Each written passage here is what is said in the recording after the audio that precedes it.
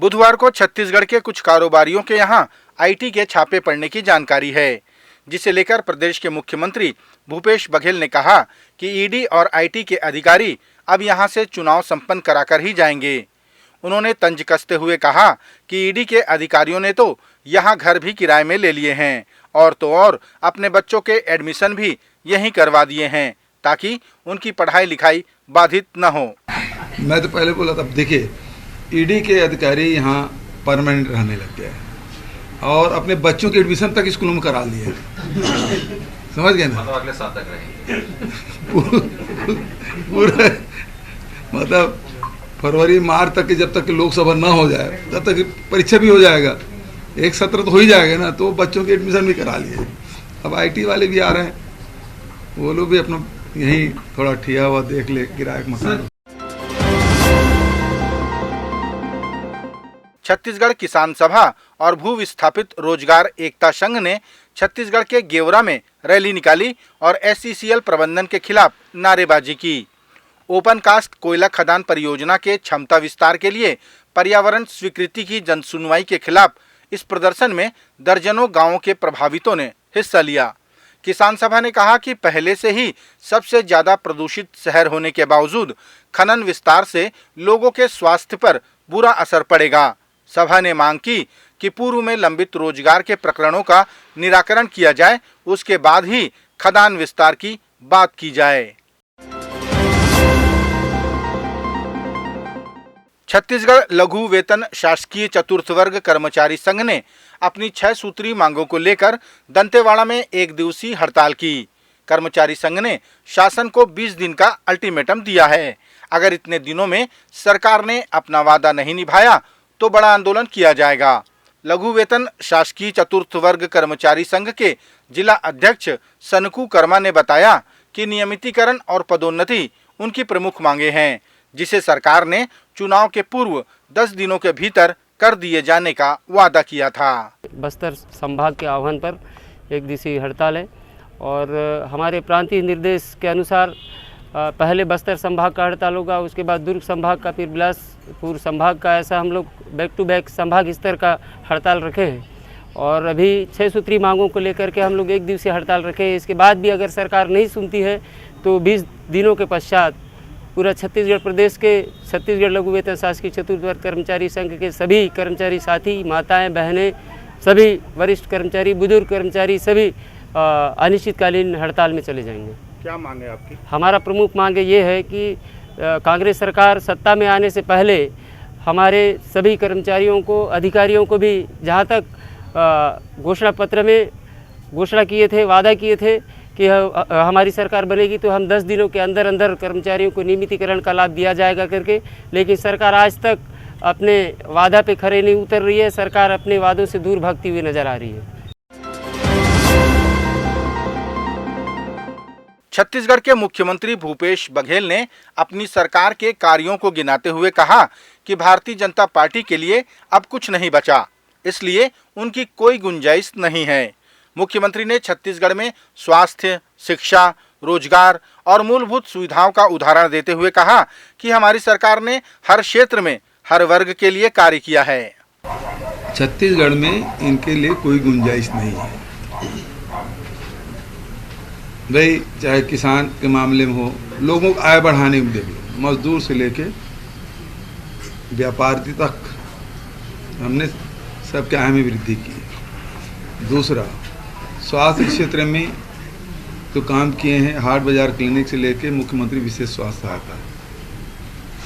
उसके बाद शिक्षा में देख लीजिए, स्कूलों को रिनोवेशन हो रहा है, नए स्कूल भी खोले, कॉलेज भी खोले, यूनिवर्सिटी खोले।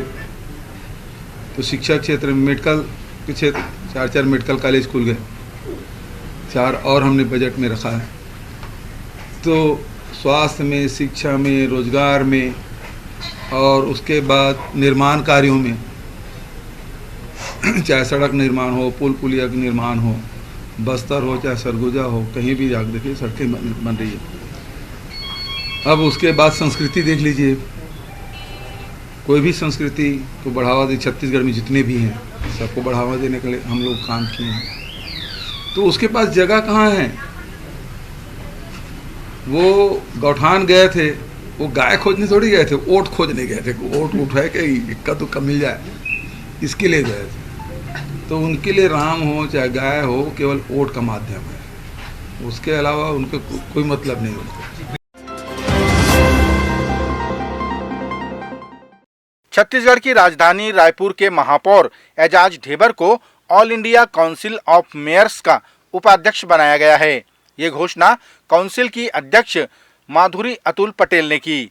जानकारी के अनुसार all India council of mayors में 10 लोगों की कमेटी होती है, जिसमें एक अध्यक्ष, 2 उपाध्यक्ष, 2 महामंत्री, 3 सचिव व 1 कोषाध्यक्ष होता है। मुख्यमंत्री भूपेश बघेल ने एमएसपी को स्वामीनाथन कमेटी के आधार पर न होके उसके खरीदी के आधार पर होने की बात कही।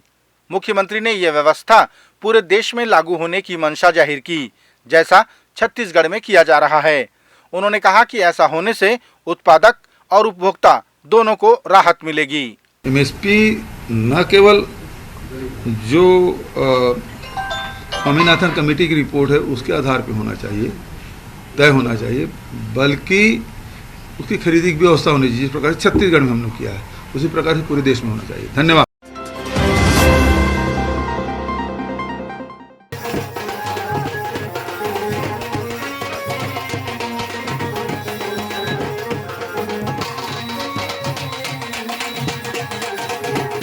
मंगलवार को छत्तीसगढ़ भारतीय जनता पार्टी ने सरकार के घोटालों की बारात निकाली, जिसमें बाकायदा दूल्हे को मुख्यमंत्री का मुखौटा पहनाकर घोड़ी पर सवार किया गया। जगह जगह बारातियों के स्वागत के लिए नाटकीय शराब और चखने के स्टॉल भी लगाए गए। इस बारात में भाजपा के कार्यकर्ताओं ने मुख्यमंत्री के मुखौटे के अलावा आबकारी मंत्री और महापौर का भी मुखौटा लगाया।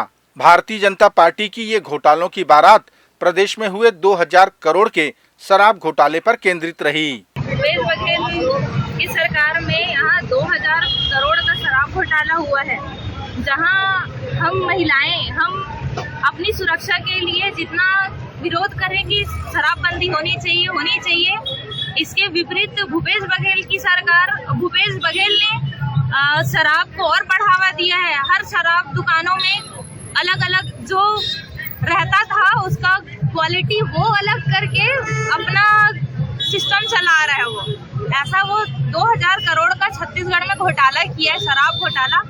उसको दर्शाने के लिए, उसको जनता के बीच लाने के लिए हम युवा मोर्चा के साथियों द्वारा ये प्रदर्शन किया जा रहा है। छत्तीसगढ़ में शराबबंदी को लेकर प्रदेश के मुख्यमंत्री भूपेश बघेल ने कहा कि वे स्वयं चाहते हैं कि शराब सहित हर प्रकार के नशे पर प्रतिबंध लगाया जाए, लेकिन उसके लिए समाज को आगे आना होगा। उन्होंने कहा कि शराबबंदी का विपरीत असर समाज पर पड़ सकता है, इसलिए इसमें जल्दीबाजी उचित नहीं। मुख्यमंत्री ने कोरोना काल में शराब न मिलने पर सामने आए मामलों का उदाहरण भी दिया कि मैं ऐसे कोई काम नहीं करूंगा जिससे लोगों की जान चली जाए, और ऐसा वातावरण बने। मैं चाहता हूँ कि शराबबंदी नहीं, नशाबंदी होना चाहिए, है ना। गुड़ाखू, गुटखा, गांजा और तो सारी चीज़ें हैं वो भी बंद होना चाहिए, लेकिन उसके लिए वातावरण बनाना पड़ेगा। और जब समाज में इस प्रकार से वातावरण बन जाएगा तो निश्चित रूप से करेंगे। अब देखिए, गुजरात में लोग जहरीली शराब पी के मर गए, बिहार में मर गए, तो निश्चित रूप से जैसे लॉकडाउन के समय यहीं रायपुर में सैनिटाइजर पी के बिलासपुर में उसी प्रकार से घटना हुई।